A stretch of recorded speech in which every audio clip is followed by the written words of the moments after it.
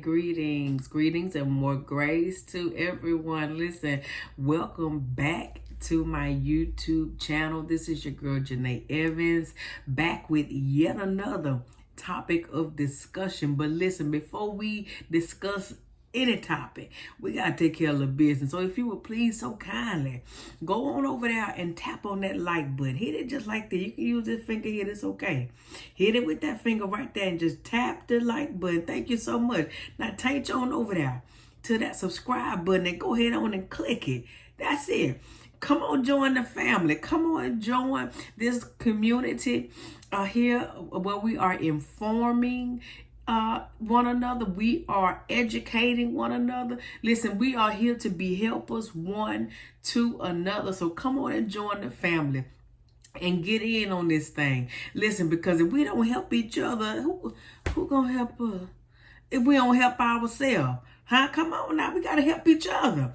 And then you gotta do the work to come on and be knowledgeable about things yourself. Stop be around here ignorant in things. And that's why all this stuff able to just, overwhelm us. Come on now, we gotta be educated about stuff so we won't be left in the dark. So listen, thank you again so much to each and every one of you who came to sit with me today. So listen, without further delay, we're gonna go ahead and get into this topic of discussion. Now, I know I had a couple of videos previously where I was talking about the spirit of religion. Then I came and I gave some of my personal experiences. Now I want to tell you, now that you know this spirit, it exists and it's a whole hot mess. I want to show you how you can heal from it, huh? Because we can talk about it all day. We can talk about experience after experience, huh? I can come with some more experiences, but that is not going to heal you. Talking about it, with some people, it even just builds the anger, the resentment, the bitterness, it just, builds it and elevates it and reopens wounds. Honey, we got time for that. These folks that moved on about their business. Honey, they living their best life and you around here can't hardly get up out the bed because you depressed. My God, from Zion. Honey, let me show you how you can heal and you can be delivered from this spirit of hurt and pain that was caused by church trauma, or what we know as church hurt. Because listen, let me show you something. When you go to when you got a little wound, when you're a little hurt, you can go to the urgent care. The urgent care can handle certain forms of hurt. But baby, when you got a trauma, it's a life or death situation, baby. You got to go to a whole hospital. And sometimes some levels of church hurt, baby, be hospital level. Baby, you can't go no urgent care, get a Band-Aid, take a couple pills, be feeling better in the morning. Baby, some of this stuff be meant to take you clean out. But listen, I want to show you some things. I want to tell you some tips and some things that, God laid on my heart because, I'm not talking from somebody who just heard a story.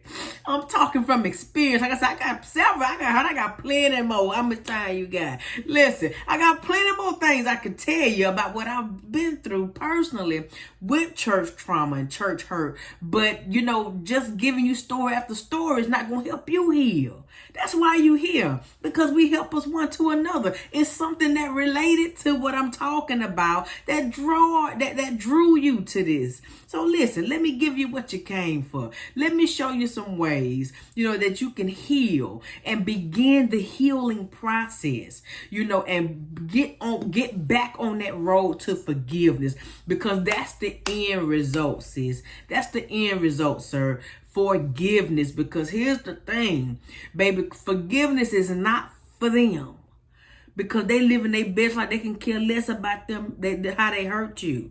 Baby, them folks done gone on about their business, probably opened new churches, probably done went on and built new wings to the church, went on and got them doorknobs, put on them doors on the church. The building fund is in full operation. And baby, you around here, struggling to get out of the bed. Come on, forgiveness ain't for them. It's for you. It's to help you move forward. It's to help bring you out of darkness. It's to help you come out of the rut and the limitations, of what that that trauma tried to put you in. And it's to bring you out of that box, and to bring you back into the newness of life so you can continue to pursue purpose. You can continue to be what God created you to be, because ultimately it was designed to take you out. It was designed to kill you, sis. It was designed to take your whole mind, sir. But you survived. And because you survived, that means you got purpose, okay? That means it's something that God still needs for you to do on the earth. So let me show you how you can get to a point of healing, okay? Because as humans in this flesh, of course, you ain't going to forget stuff, Of course, the devil going to still try to make you side-eye. He ain't going to try to do it. But what you want to ultimately get to is forgiveness. Get to a point where you can see, sis, you be like, yeah, I'm good, dog. I'm good. You want to get to a point where you can see him and be like, hey, how you doing? God bless you. What you need. You short a dime. I got you. What you need? Honey, baby, you don't realize how much, baby, that will slice the devil in half.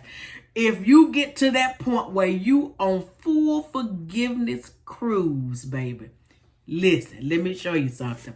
So, first thing that we want to do to be able to get to a point of healing, from church trauma and church hurt, is first of all, sis and sir, you got to recognize that there's a problem. You got to recognize that there is an issue and there's something going on internally, okay? Because listen, if you walk around and be like, baby, that ain't doing, I'm good. But every time you see them, you get the bubbling on the inside, baby. Some on the inside, you get the want to rear it up. Baby, you ain't at a point where you can forgive. You're not even close. If you are still, feeling some kind of way when you get around your offenders, when your persecutors, your accusers, when you get around them and you still feeling some kind of way where you still got the snapper, you still want to get ready to buck up, baby. Come on. So first you got to recognize it's a problem. You got something going on internally, because that was the intent of the enemy, to get you all stirred up and discombobulated, Recognize it's a problem. Okay, because our first natural response is actually how it happens in the natural with the wound. Your first response is to try to seal or conceal the wound. Your first response is to try to seal or conceal the wound. Don't nobody need to know I'm hurt. I'm going to just keep going around smiling, faking it till you make it. Try faking it till you make it clean, kill you. Stop letting these folks lie to you. Faking it till you make it. Baby, it's from the devil. Around here, you going home, can't hardly get up out the bed the next morning, but you get to church on Sunday, you smile, and you still good, baby, but you dying inside. Come on here. We got time for that faking it till you make it. Honey, recognize it's a problem, because again, your first response is to try to conceal the wound. And not even let it act like it didn't even exist. Listen, the next response is to try to self-heal, by attacking anything that reminds you of when you were hurt. That's what we try to do. We'll start attacking stuff and people around us and, things that remind us of what hurt us, of the trauma, and or anything that may try to reinfect or attempt to reopen that wound. We'll start trying to attack it. And then we begin to immediately build a defense mechanism, to try to prevent future hurt or trauma. That'll walls go. I promise. I ain't gonna ever. You won't ever get me in that situation again. And there you go, building walls, and you building walls with the intent to block the hurt, but you don't even realize you building walls, preventing God from getting in and the things that he want to do for you because you so busy, you building these defense mechanisms out of anger. Let me go. I'm going too far ahead of myself. But so that's the first thing. You want to recognize it's a problem. The second thing you want to do is you want to guard your heart. Guard your heart against against a bitterness, resentment, and anger. Guard your heart, because bitterness and resentment, honey, are the byproducts of the disappointment and the anger and the offense that was brought on by the church trauma. Bitterness and resentment. Oh yeah, it's gonna set in. I'm telling you, it's gonna set in. Listen, and after bitterness and resentment, then there go anger. You know, you mad at them. You baby, when you see them, you do. I'm done. Huh? Resentment governs the way you feel about the person. But then that go bitterness. You know, it introduces anger, because of the disappointment. You know, these are just the way some of the ways you feel. You know, these are these inward emotions that are allowed to just sit and fester and develop into anger. So now that anger has set in as a result of the trauma. Now listen, anger is a natural reaction, huh? But if it's left unchecked, it can cause great damage, huh? This is the second thing we're talking about. You gotta first guard your heart against these things: anger, resentment, and bitterness. Because see, they're gonna try to set in, they're gonna try to take root, they're gonna try to make a home, and they're gonna try to make that thing stay there. And don't ever let it go, sis. Don't ever let it go, because you're going to remember always what they did to you. Honey, that's why you got to guard your heart. So listen, anger, once anger done set in, because of bitterness and resentment, honey, it can even blind you. Listen to me now. It can blind you to the part you played in the situation. What? Put your hand down, close your mouth. Let me tell you something. You played a part in that too. I'm talking to me because, like I said, I ain't talking from something I heard. I'm talking from an experience that I went through too. We played a part in it.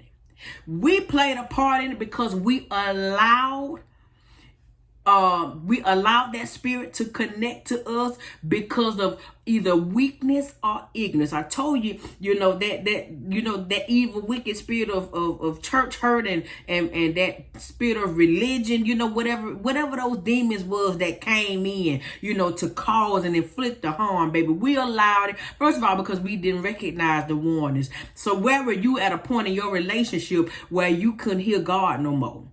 Come on, I'm just trying to get you to see the part you played in. Talking about me too. Huh? Where were you at a point in your relationship with God that you missed him? Where he was trying to tell you, okay, what you doing?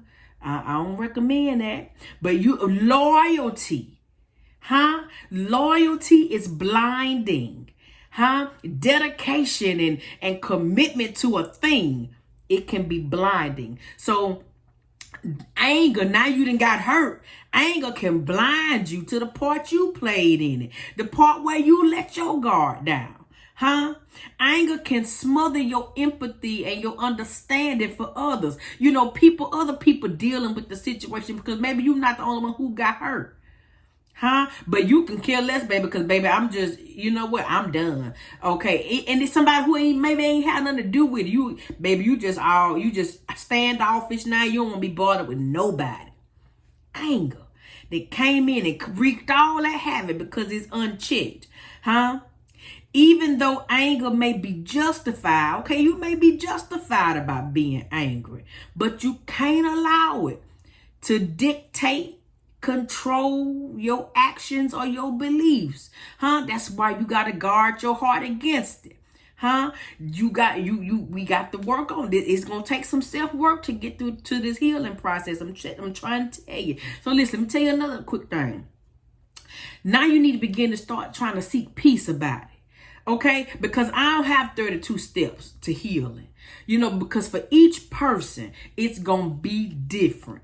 But the ultimate goal is getting to a point of forgiveness. What works for me, sis, might not work for you. Okay, but ultimately you want to get to a point of forgiveness. But I'm just giving you a couple of things that God just laid on my heart to share with you, because you got to get to a point where you got to forgive, sis, because you don't want to get to God asking him for things and he be like, child, please, forgive you for what? You need me to do what? And you can't even forgive. Baby, you don't want them kind of problems with God. Come on now. We got to work. It got to be some self-work. We got to get it done. But listen, so begin to seek peace about the situation, okay? Work on rebuilding yourself, baby, because the trauma tore you down. Like I said earlier, it was intended to kill you. It was intended to take your whole mind. But now that you survived, you got to work on rebuilding yourself. Listen, the pain of church hurt and church trauma, listen, cannot be overlooked. It ain't nothing that you're supposed to act like you don't act like it didn't exist. Okay, acknowledge it. That's the first point we made. Recognize it's a problem. Listen, and if it's left unchecked, okay, if it's left unchecked, the byproducts will begin to start a whole new set of problems. Honey, some stuff that you won't even be able to get yourself out of. Listen, a whole set of problems and behaviors that will work in tandem with the enemy's agenda to kill your faith. To kill your faith, to steal your desire to pursue purpose. Listen, and then ultimately destroy your relationship with the Father. Did you hear what I said? I'm gonna say it again for the people in the back. If this trauma is left unchecked, and if you don't acknowledge and recognize and start working on rebuilding yourself, sis, it's going to lead to a whole bunch of other problems and destructive behaviors that will work in tandem with the enemy's primary agenda to kill your faith. To steal your desire to pursue purpose, and then ultimately destroy your relationship and separate you from your God. Sis, sir, don't leave this unchecked. Don't act like it didn't happen. Listen, seeking peace regarding the situation would definitely require some work on your part. Because it will require you to do some self-examining. You're going to have to do some self-work. You got to examine, some things, that even cause. You got to examine some of these things that could have even led up to it. You're going to have to sit down, and do some self-work. Stop overlooking yourself, and this trauma that you done went through and this pain that you done went through, and you trying to drown it out with all other kind of things. Sit down somewhere and work on you. Because again, the enemy's goal is to get you up out of here. It will require you to learn more. It require you, to lean more into the relationship with the God that the enemy is trying to separate you from. Yes, it is. It's going to require you to lean more into him. And if you feel the need to talk to somebody, I'm telling you about seeking peace about this situation. If you feel the need to talk to somebody, sis, sir, definitely go talk to somebody to help you sort through these heart problems, these heart issues. And listen, me personally, I'm just telling you, because the trauma was from the church, I'm talking about me, I personally don't recommend you going back to the church to help sort through these issues. Listen, it's okay to get an objective opinion from outside of the church. That's what, it's not what these people in the school for, they educated, they got experience. Don't find nobody who just out their first year in college, a therapist, they just got a certificate from the community college. Listen, find you somebody who is knowledgeable, who got a track record. Find you a Dr. Phil. I'm just saying, baby, that's serious. Come on now. I'm just talking about me personally. I wouldn't go back to try to get it resolved through the church. But if you got somebody that you trust, then absolutely go ahead. If you trust them to help you sort out them hard issues, go right ahead. Because listen, the end result is wise counsel. So if you get to a point where you can find wise counsel, pursue it, honey, because we trying to seek peace about the situation. And finally, sis, and this may sound just absolutely out the question, but I want to encourage you, listen, to not leave the faith. Did you hear me? I don't care how much trauma was inflicted through the enemy's plan. Says, don't leave the faith. Sir, don't leave the faith. Don't leave the God of your fathers. Don't leave him, because let me say this. I didn't say don't leave the church. Don't leave the church, because, in some instances it may cause for you to get up out the building.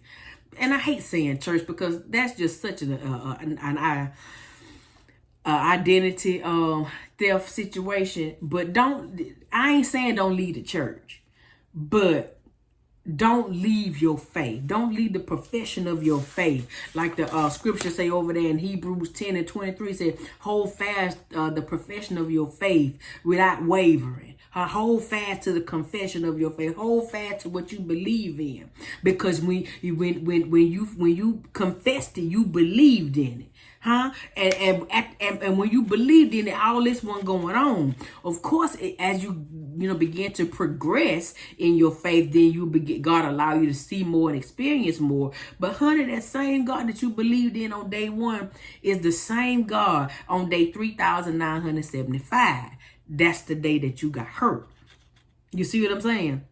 So don't let the profession of your faith go, because God is still faithful.